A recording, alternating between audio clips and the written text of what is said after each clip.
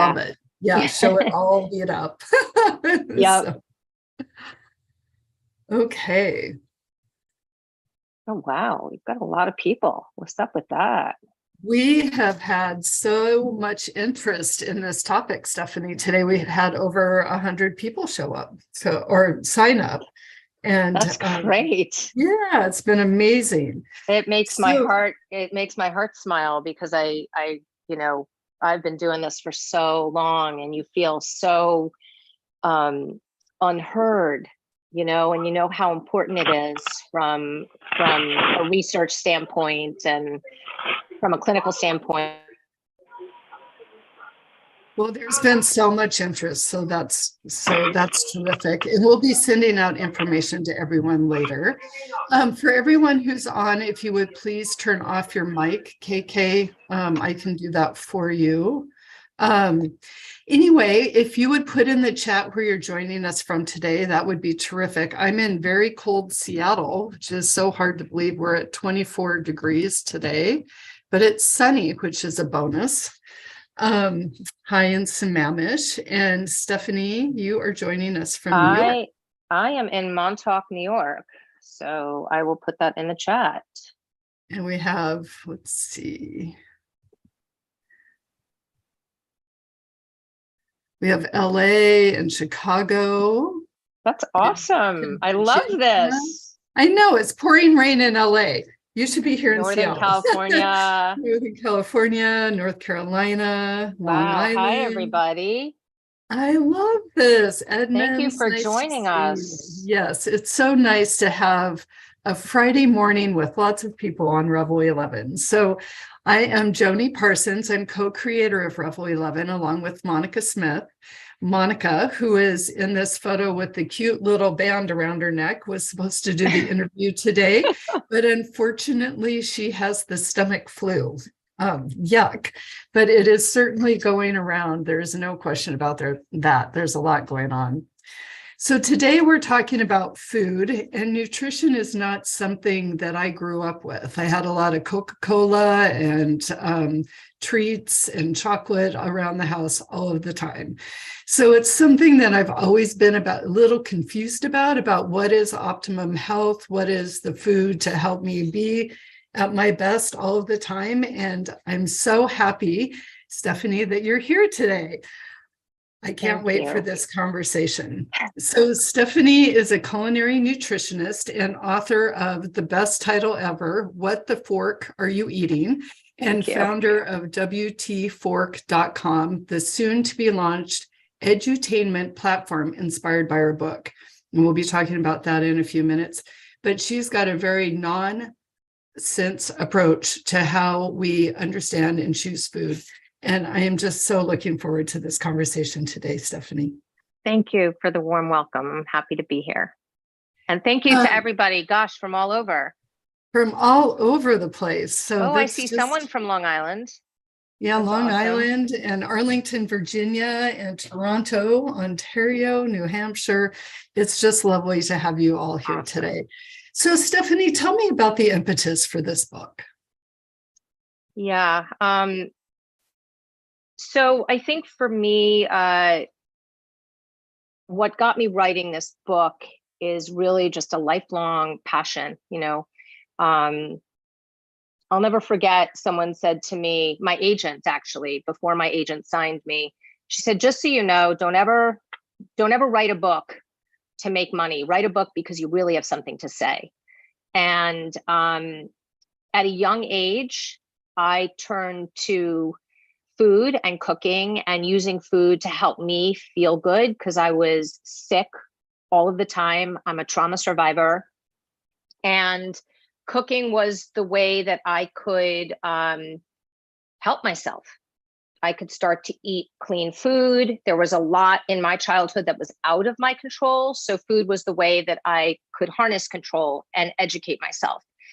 And I was clinically, physically sick as well. I had terrible asthma, terrible allergies. I had recurring pneumonia, bronchitis. And I was like, I got to do something about this because nobody else is. So I got a job in a health food store at the age of 15, 16, summer job. And that began my learning.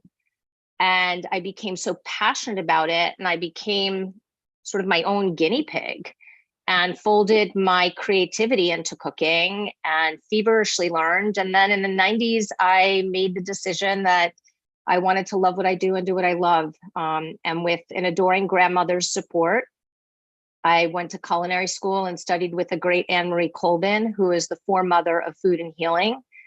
And then I went on to get my master's in nutrition at Teachers College and, further certifications. So I guess I just kind of fell into writing. Writing was always a tool for my own healing. And my journey to write this book was that I just started to get asked to contribute to books.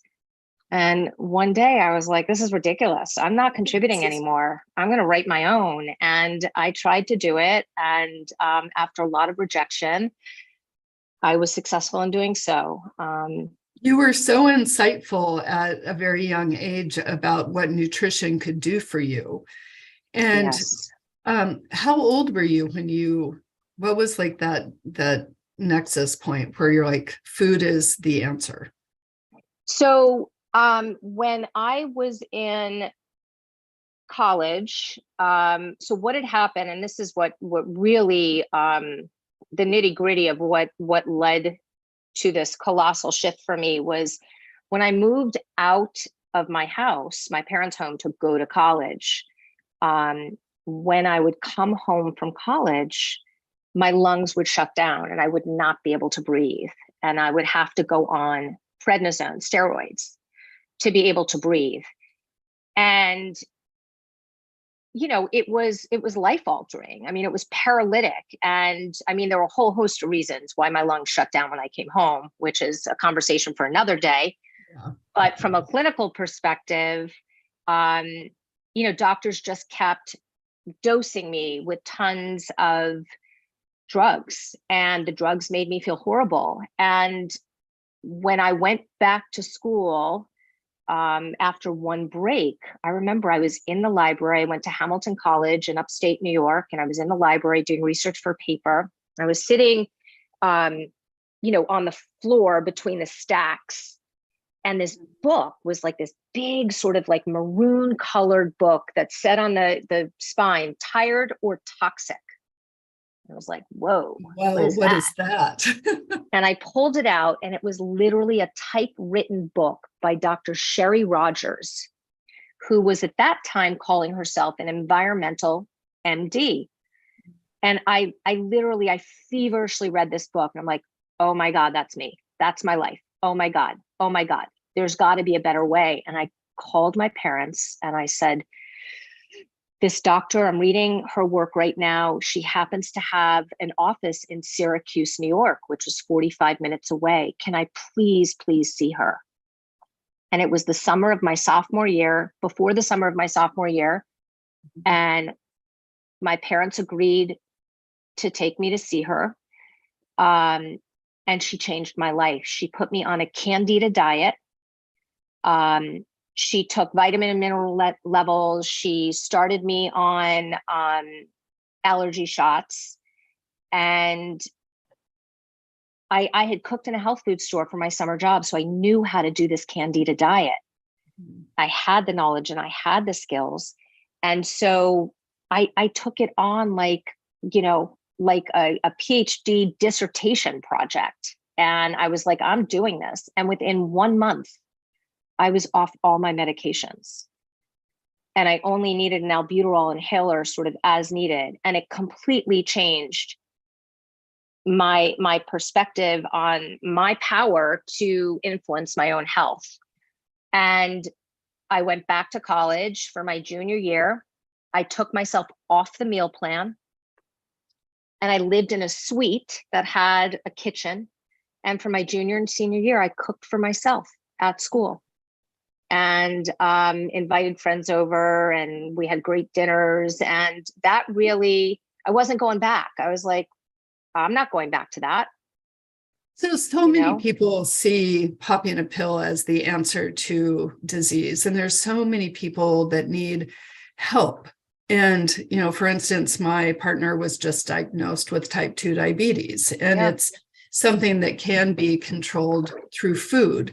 But there's so many other diseases and health problems that can be addressed through diet. So let's talk about that. What else did you do? Ooh, so what else did I do? Gosh, I went to culinary school and I learned about food as medicine. So the culinary applications for how are we preventing illness and managing illness through food choice, and how can I turn that food into something that's not only nutritious but like super simple and delicious. And I came at it from a culinary lens.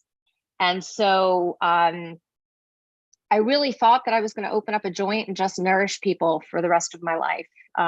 But one day I went back to my culinary school after I graduated to chef a dinner. We had these Friday night dinners. And one of my teachers came up to me and she said, listen, you got to do me a favor. My babysitter just canceled and I'm supposed to go give a lecture to, women with cancer up at St. Luke's Roosevelt Hospital. I need you to take that lecture. And I was like, 100% no, I'm not doing that. I'm not qualified to do that. She goes, oh, you're so much more qualified than you think. You're going. And it was one of those things that I could not refuse. And so I went and I stood in front of these women who, recovering from double mastectomies, hysterectomies, just diagnosed with lung cancer. And I was just blown away. And it was all women. And I remember at that point saying to myself, this is what I need to be doing. Like, I need to be talking to people who want to use food, just like I did, to prevent, manage illness, right? And restore health. And I got to go back to school for this. That is because I need to do it. It's definitely your mission in life. So let's talk about food as medicine and talk about a little bit about the 5 takeaways about food and the food products that are on our market, grocery store market shelves today. Yeah, so I think the main thing that I want people to understand and take away from my book, oftentimes I'll get the question, well, what diet do you advise readers to follow, in your book? What are your forbidden foods, And that's not what this book is about. This book is about for anybody who wants to know how to clean up their eats, because that is your starting point. Yeah.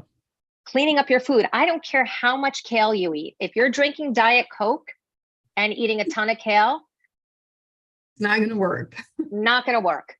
So, food is behavioral, emotional behavioral. It's super complex. And I think that what I want people to take away from this book is that, this is your tool, your encyclopedic guide to clean up your eats. So if you walk away with 2 things that you can do differently, you're doing better than you're already doing. Everybody has a starting point. I want you to connect to cooking, because connecting to cooking is actually somewhat of a passive way to start eating more healthfully. And that's really why I've birthed this platform, WTfork.com. I want you to be kind to yourself and understanding of yourself, because we all come with narratives. We all come with histories. Food is emotional behavioral. And to understand your relationship with food, oftentimes you have to understand your story. And as deep as you're willing to dig into your story and perhaps understand your traumas or your pain and figure out how you're going to pivot. We're so resilient as human beings. We're so resilient. If there's a problem, there's a solution. We just need to find it. And my job is to help you find the solutions through food. And maybe along the way, you'll learn a few other things. But I think you're going to learn a lot. So I have a question here. So we hear about paleo. We hear about a vegan diet. We hear about if you just eat, fat, you're going to lose weight. I mean, there's so much information, like anything that makes sense to you, you can grasp. It's all out there on the net, right? On the web, Totally. Yep. everywhere. Hmm.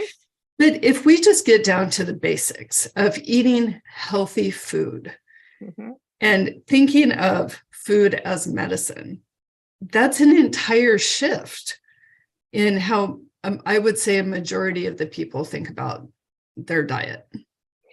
So I never like to use the word diet because I think it has a negative connotation. So I often Lifestyle. say food lifestyle, right? So how are you going to shift your food lifestyle? 95% of all diets or all sort of food regimens fail, period, end of discussion. So it's really about, statistically speaking, they fail. So it's really about shifting your food lifestyle. And part of that involves connecting to what nourishment means for you. Mhm. Okay. And, oftentimes we hear that, as human beings, we hold within everything that we need. We just have to be willing to tap in. And somewhere along the way, I always say, Is that called excuse me, is that called intuitive eating? Is that what I you mean, you call can it? call it, I don't really, listen, I don't call it intuitive eating. I don't call it veganism. I don't label it. I try to move away from the labels and really and not sort of not qualify the way people eat. The way people eat is just the way you choose to eat for you. Oftentimes people say, "Oh my God, are you vegan, Stephanie?" I'm like, no. Well, do you eat any meat? You know, red meat maybe 4 times a year. It's not about what I eat. It's about how I choose food, which parlays into what I eat, right? So I think what it really is, we all have an innate sense. We all have a gut feeling. Somewhere along the way, we come into this world being able to control one thing. When you think about an infant, how do they control their world? It's only by opening and closing their mouths. That's all they have the power to do. As we grow, what goes in our mouths is often shaped by not only the people around us, but by what we hear, what we see, what we read, what we're learning in school, and we don't question it. Right. We don't We don't question it. question it. Why do you think that, Coke sponsors programs in schools? Right. They don't do it because they want to help children. They want to sell more products to a kid and get them hooked early so that they'll be a Coke drinker for the rest of their life. Right. Yeah. And listen, if anybody here knows Dr. Marion Nestle, she is the foremost leading mind on food politics. I mean, her work is globally recognized, and she is one of my absolute mentors. And she lays it out very, very clearly, how the government and industry are really dictating what and how we eat. And so my mission with my book and this new digital platform, WTFork.com, is to really invite people in to start to create your own roadmap and question things that you maybe think you knew about food. Discover ways that you can engage in food related activities and actually have the opportunity to gently and slowly transform. And it's up to you and how you build that pathway for yourself. But there are a lot of health experts out there and a lot of pseudo health experts out there who don't have your well-being at the core of what they're doing. That's so true, Stephanie. So let's talk about what some of the first steps that a person can take to rehab their pantry, their refrigerator, and their freezer. So what would be some of your recommendations? So you can actually just flip to, in the book, there's a Can whole you show pantry. us the book? I know you have Okay, a sorry. It's nicely used completely, copy. it's annihilated. This is my original first copy that I use for events and stuff. So it's Don't got you all love that? I tabs always here. love a dog-eared book. So there's a section in the book on pantry rehab, and you can read through that and follow it. What I would always say to people is one of the first things is go into your kitchen. If your herbs and spices and oils and vinegars are near your stove and oven, move them. Okay. Oils too? Say that again. Oils too? Yeah, the heat, depending on where they are, you know, and what kind of shield is in between. If they're next to your, like I have a my stove and oven, you know, I have a unit, and then I have a cabinet on the, you know, ground up, a low cabinet with my stuff in it, but it's very protected. If you have typically a high cabinet, I've been in a lot of kitchens, people have a high cabinet right next to their stove, the heat rises.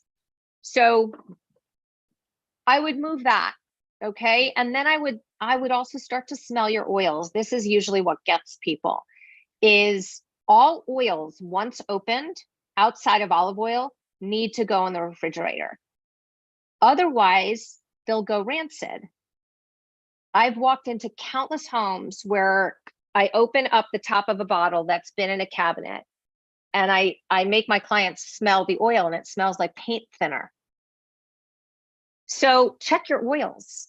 Yeah. And instead of doing this process in, you know, one day, take a cabinet at a time, take a shelf at a time, and do it slowly and gently. And that's what I would say. You know, pick a rainy day and just say, I'm going to tackle, you know, my pantry today, you know, a quarter of my pantry today. So what should go in that pantry? Let's talk about that. Yeah. So so we're going to be actually dropping a masterclass. WT Fork is going to be dropping a masterclass that is going to literally be a 3-part digital course series that we're going to go through kitchen essentials, ingredient essentials, recipe essentials, and meal essentials. And so stay tuned for that over the course of this year. But my pantry, for example, I've got whole grains, I've got pastas, I've got, you know, canned beans, I've got bags of dried beans, condiments like mustard and vinegar and oils. Let's see what else. Backup spices, any kind of cereal grains, snacks like crackers, all the dry goods that I put into the pantry. Let's talk about the fridge.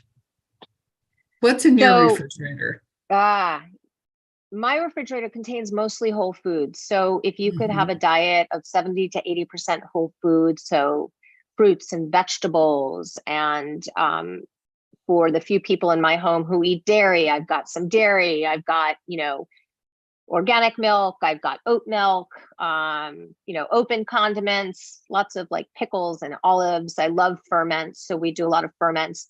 Once I open nuts, the nuts go in the refrigerator. Once I open flowers go in the refrigerator. So I have 2 teenage boys. So, and we live in a tiny home, but I have 2 refrigerators, believe it or not. Well, if you're putting all of that, you know, like your flowers and your nuts, I would see that you would need 2 refrigerators. We need 2 refrigerators actually based on that. Yeah. So as far as things that you would get rid of, you know, or when you're going to the grocery store, it's so confusing. There's so much packaged goods and so many things that, you know, regulators just, I feel like personally that just say, okay, you can go ahead and put this non-food on the shelf. So let's talk about all of the choices in the supermarket today and what is the best way to shop. So let me preface this by saying that about 15,000 new food products get introduced a year, which is 15,000. Stunning, right? That's stunning. Okay. And there is something called supermarket real estate. So the companies with the big bucks get better shelf space because they can afford it, right? So it's like buying lots of land. And I often say, sort of as a general comment, the longer the ingredient list, the more processed a food is, the more claims a food is making. So things that you read on packages. Mhm. It's surefire way for phony food. Okay. Right. And if you can't pronounce an ingredient, don't buy the food. That's pretty much a good rule of thumb. And what I would say is pick and choose which foods you're buying that are packaged. Like, of course, let's say you like pickles, you're going to buy pickles, but read the ingredients. Make sure there's no yellow dye number 5 or number 6 in pickles. Make sure there's no benzoates or sorbates, which are preservatives. Oftentimes you find all of those in pickles. Guess what? Newsflash. You do not need colors in pickles, and you do not need preservatives. They're already preserved with either salt or vinegar. Mm-hmm. So these are the types of things that I always say, if a food doesn't need it, Right. why have it? And why am I going to buy a food with that in it? Yeah. I mean, one interesting example that has come into our household lately is peanut butter. And so Yep. if you buy creamy peanut butter, you really need to look at the label, because sometimes it will just say peanuts, and that's Yep. great. But then Yep. most of the time when you get a creamy peanut butter, it has palm oil or some type of other oil in it to make it Yep. creamy. So not only are you getting the fats from the peanuts, but you're getting the palm oil, right? I mean, and you just don't expect that. So it's just that little, taking that time to look at the label to see what's in there. Yeah, and those little ingredients that are added into foods can, make or break a person's health trajectory depending on what they are, So for example, we buy like a Smucker's Natural in my house, which just is peanuts and salt. But my kids I have my younger son who's now 14. Of course, I would be blessed with a child who's literally born with feeding problems, like literally. That's So I have a crazy. son who was born tongue-tied, and he couldn't eat.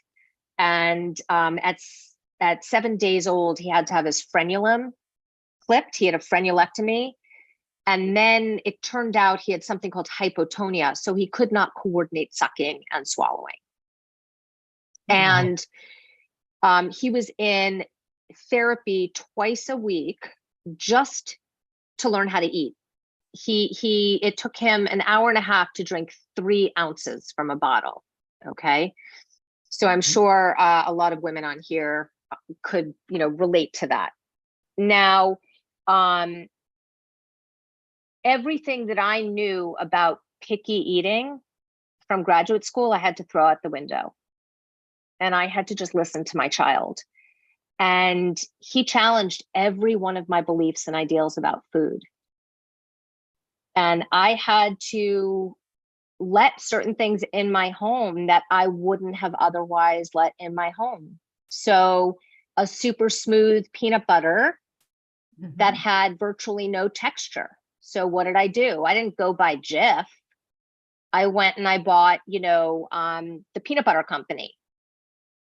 And so I would pick and choose where, yes, there's palm oil, but it's palm oil that's been, Rainforest Alliance certified. So if you know any kind of, history about, the degradation of rainforests for palm oil, you want it Rainforest Alliance approved.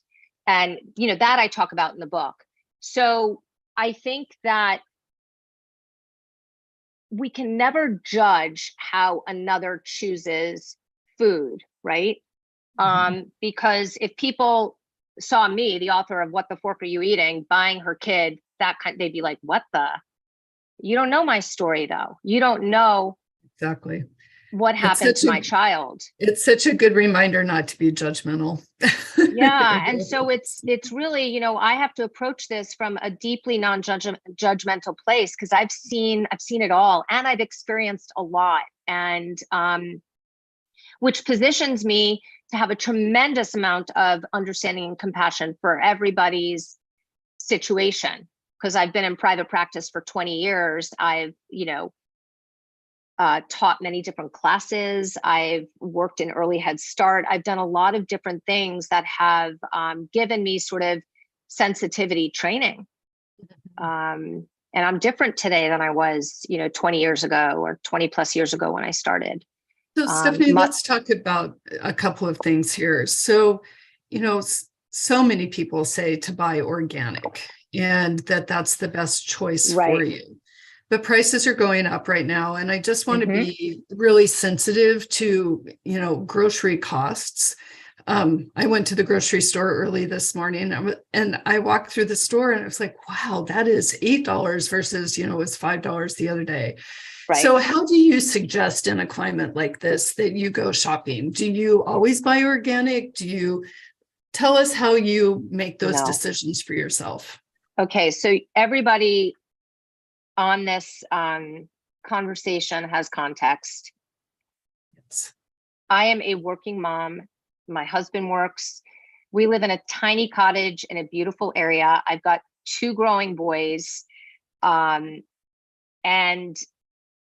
I cannot afford the food costs of where I live. I mean, we can't even afford this. And how I choose food has had to shift dramatically based on where I live. We moved into the area in which we live, which is, seen globally as a fairly exclusive area. We moved in way before it was that. And life was very different out here. And it shifted a lot. And we can only stay because we got in so early. But I started shopping at Costco, something I never thought that I would do. I started buying some food at Target, something I never thought I would do. I go to a grocery store out here for certain things that I need, but I also started ordering from Misfits Market, which I love. I don't know if you guys have heard of Misfits Market. I haven't, but is that Brilliant. Something that you can order online, or is that an in-person store? No, you can order online, and what they're doing, we waste in this country alone enough food to feed the nearly 1 billion people who are hungry globally. Okay. Horrifying. What Misfits does is they capture groceries that would otherwise go to waste. A large part of them are organic, and they sell at a discounted rate. Your commitment is to spend $35 a week. And otherwise you can build your box. And I have never allowed anybody to pick out my groceries before, but this is totally different. And I love it. I've never been disappointed. But I think, to answer that question, what I always say is a lot of people can't buy organic all the time. And organic isn't necessarily the answer. I'll tell you right now, when it comes to animal foods, I would much rather buy something that is high welfare, so certified humane, or better yet, animal welfare approved, than buy organic. Because you are what you eat, you are what they ate and how they were treated. Okay? Animals in the USDA organics program are not necessarily treated humanely. Okay, so that's really important to remember. What I do is I'll buy produce using Environmental Working Group's Dirty Dozen as the guide. So, like, for example, apples talk about the Dirty Dozen. I know about that, but I'm not sure everybody else does. Can you give an overview of what that means? Yeah, so the Dirty Dozen is based on scientific research that looks at the levels of pesticide residues in produce. And so the list is changes over time. And what I always say is look at the Dirty Dozen and see what the top 12 foods that retain the most pesticide residues are. And if you can buy organics off of that list, that's your best bet. So for example, strawberries are highly sprayed, apples, white Grapes. potatoes. And so those are the things that I will always buy organic. And if Mhm. once in a while I can't, that's fine. Yeah, We're about exactly. mitigating risk. I love that. So let's go to some of the questions here. So Yeah. one is super curious about how to help someone with type 2 diabetes. This is going on in my household too. Reinvigorate their eating lifestyle with a variety of good choices. What would you suggest? I think I would actually answer that with a question. And my question would be is does this person want to take control of their health? Are they willing to take this on as a task? And that would be my question. And if they are, ask them where they want to begin. That's If such a they're great, not, if they're not, that's a different conversation. And maybe you want to get them a book that I'm trying to think of a good book to get about. there's I don't Glucose have one Goddess, which is, specifically about diabetes, but it's more about harnessing your power. As I always say, and this is really important to think about, when you get diagnosed with an illness, you're getting hired for a full-time job that you just don't want to have. yeah, You don't want to exactly. have it. I But would this say is the that's, deal. You have mhm, it. I live with illness. I know what it's like. mhm. It's a full-time job, but it's become secondary because I've practiced for so long. And so I think the important thing for someone who's just diagnosed with type 2 diabetes, and I don't know how old this person is, I don't know the sex of the person, does this person have children? Those are a lot of things that I would want to know. I don't think there's sort of a general blanket answer for that. But I think the important thing is to talk to this person and say, listen, you have a choice. You Mhm. know, you can choose to engage in positive behaviors and do something about it, or you can't. Either way, I'll love you. I want to help you engage in positive behaviors. What should we do? Should we, some people I would recommend, if they can afford it, to sometimes go to a retreat, right? Other people, I would say, find a book, or start cooking together. Once, at the end of the month, at the end of March on WTFork.com, we're going to have sort of this, we have several different learning options, but there's one that's sort of for you, which is a personalized, on, one-on-one counseling with me, and then like private cooking workshops virtually. There's always that option, finding a practitioner that you connect with and that you feel could help you guys along the journey, I think that's really good advice. So a quick question. So when you have somebody in the household that's not on board with the way you're eating, how do you recommend working together on a lifestyle plan, a roadmap for being in the kitchen? I love your idea of cooking together and making some decisions that way. What are some other tips? Well, I'll answer that with a little story. Okay. Um, I've been with my husband for over 20 years. Okay. And we're both pretty healthy, active people. He grew up with Polish immigrant parents and grew up eating a particular way. And sometimes the way that I cook and eat, he would just rather, breaded chicken cutlets and a baked potato. And we've had a couple of rough years, and his health has declined, and it was killing me. He knew what to do. I mean, we don't have junk in the house, but it didn't matter. And then finally, this past year, something clicked for him. And he is on that path, and he's gotten so healthy. He's feeling great, etc. Now, I didn't do anything. I got to a point where I just had to stop saying something. And I just kept my side of the street clean. And I just kept doing what I do for me, doing it for and with my boys, and modeling. It was up to him when he chose to do it. So what I would say is, if you're on a journey together, there are so many things that you can do together, right? And when the site is like fully activated, there's going to be plenty of things that you can do in our community. Okay. But picking up a cookbook and choosing a recipe and cooking something together, going to a farmer's market, just to look at food and try new things, going to a grocery store, even going out to a nice dinner, like a simple, pure, clean dinner together and talking about the food. I would say try to join around nourishment like that. I love that. But you're not going to make another person do it, if that makes sense. Yes, that is so true.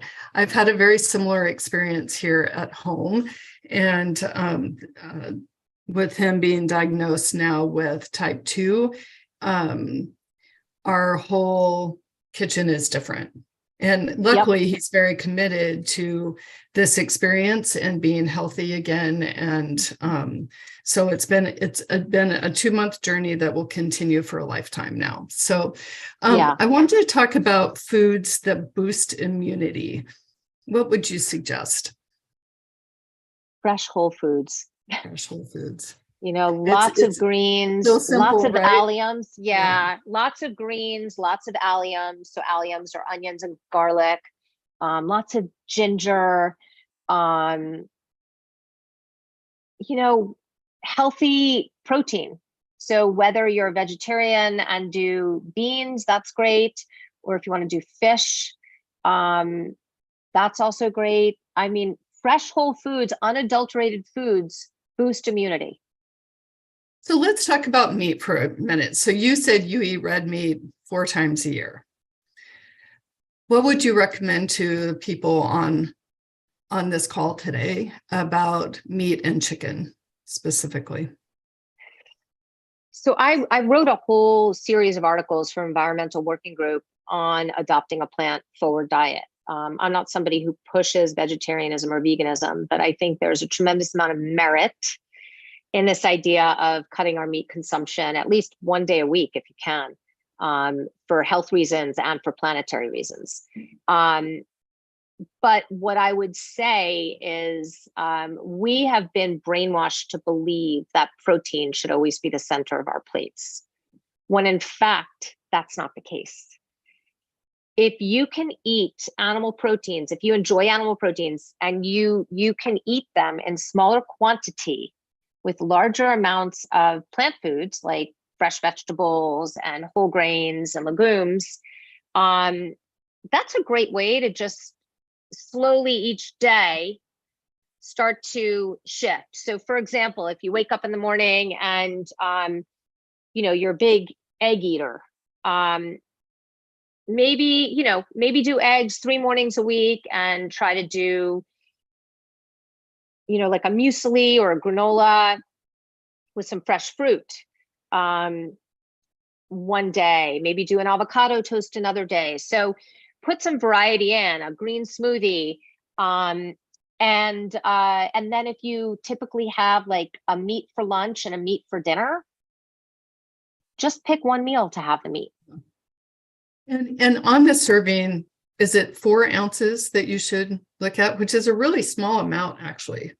Yeah, it's actually typically a bit smaller. I think it's usually like 3 to 4 ounces. Yeah. I mean, you just think about that. You go out and you get, I haven't eaten meat or chicken for years, but when I'm out with people, there's 8 ounces and 12-ounce steaks. I'm like, oh, that's so much. Yeah.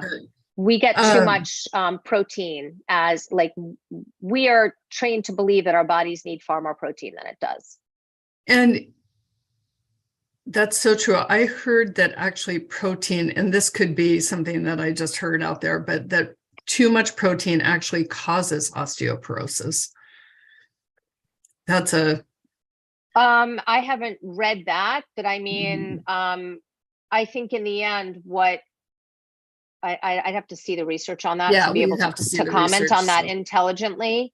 But I think what ends up happening, whether you're reading that research or too much of this, kale, let's say, is the panacea, and then 3 years later, you hear that kale promotes thyroid disease. right. The issue is that the media comes out with these superfood statements, and then because of how our culture reacts and responds, everybody goes towards that. Then you have companies that make products with that and sell that, and et cetera, et cetera. And then you see this research that comes out that says, well, maybe it's not as good as we thought. What I would say to everybody, next time something like that comes out, just don't listen to it. Just take it with a grain of salt and continue eating kale regularly.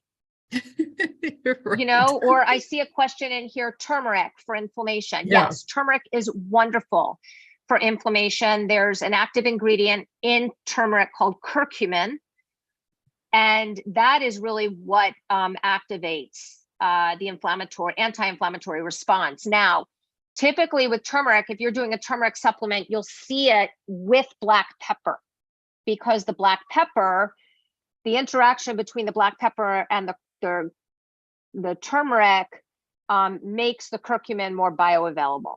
So yes. And then, as I always say, get it in your food if you can versus the supplements, because the supplements, just as an FYI, and I talk about this in the book, supplements, oils, teas, and spices are the most frauded ingestibles on the market.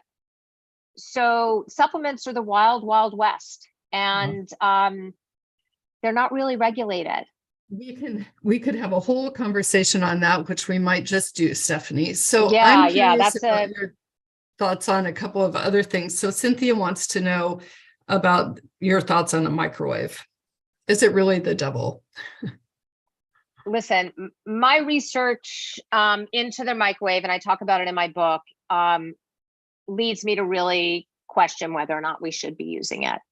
I don't have one, never had, and never used it for my kids when they were younger. If we were traveling, yeah, maybe I would if I needed to, but I can probably count on one hand the number of times I've used a microwave. I just don't, I'm a real traditionalist with cooking. I am the same, and I haven't had a microwave for years for that very reason. I don't trust it. Yeah. So let's shift a little bit. I'd love to hear more about WT Fork and what people can expect on the new platform, and when it's going to come out, and when it's going to launch, and when we can get some of your master classes.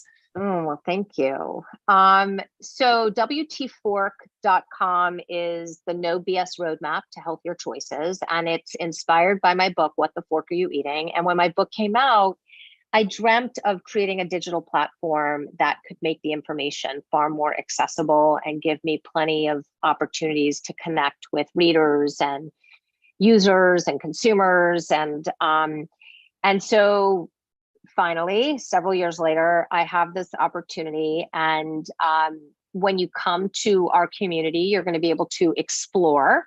So you're going to be able to read articles. You're going to be able to look at recipes, recipe videos, all original content, download recipes, and then you're going to be able to experience. So the experience part is going to be personalized, where you can work with me directly. And then there's going to be, we're going to have digital courses We're going to have workshops or cook shops, and eventually we're going to have retreats. So, so yeah, I get to do what I love and inspire people and impact their lives, whether it's through a course or a program or working one-on-one. That is terrific. And when's that going to be available? So it's up right now, but you can only see sort of the beginnings of the Explore. We're going to start to activate the products or the services towards the end of March. And the digital course will start to probably roll out, you know, May forward. Well, that is just terrific, Stephanie. I'm so excited for you. And I am going to order this book right now after we get off this. What the Fork Are You Eating? Which I just love this title. An action plan for your pantry and your plate. And I would say, and your body and your mental health. I am just thrilled to have had you had this conversation today. I learned so much. And I know that there's so many more hidden gems in this book. So I encourage everyone to get it. Thank you, Stephanie, for joining us. And I hope you have a lovely day. Oh, just ordered already. So that's terrific. Yeah, wait, I see a question here. I just want to address this. The turmeric. Yes, please. A doctor told me to use white pepper because black pepper. You know, I'd be curious if white pepper caused the same gastro problems. I would say just if you can just do turmeric straight up or fresh turmeric, that would be the way to go. I wouldn't mess with the pepper if it causes issues for you. Okay. Thank you for catching that. I did not see that. So I appreciate it very much. Okay. Well, thank you, Stephanie, so much. And I just appreciate you coming on and telling us all of your knowledge. And there's so much more. Well, I'm happy to take one of your share master classes. So yeah, well, sign up. For those of you who are still on, feel free to go to the website and sign on our list, and you'll just be updated with all the info. And that's social. the same URL, is that right? You can go to WTFork.com or you can go to StephanieSachs.com, either way, and just sign up for the list. Yeah, we're in a lot of transition right now. So, but either way, you'll get onto the list. That's terrific. Well, some upcoming events that we have here at Revel 11, I'm going to be talking about the healing art of tea next week. We also have an in-person class next Saturday, prepping for life's what ifs with Get Your Shit Together. So that will be in person here in Seattle. And that's all about getting your wills and your directives all in place. It's going to be a 3-hour workshop. So please join us for that. And then the art of badassery. I'm really looking forward to this. This is all of the information that Jennifer has learned in the dojo. So, and how it relates to life. Robin Layton on April 6th. She is the photographer for many celebrities, including Oprah, is based here and will be having an event at her home and talking about her new book, Rain. Thank you so much for joining us today. Have a wonderful weekend. And Stephanie, thanks again. Have a great day today, everyone. Bye-bye. Thank you. Bye.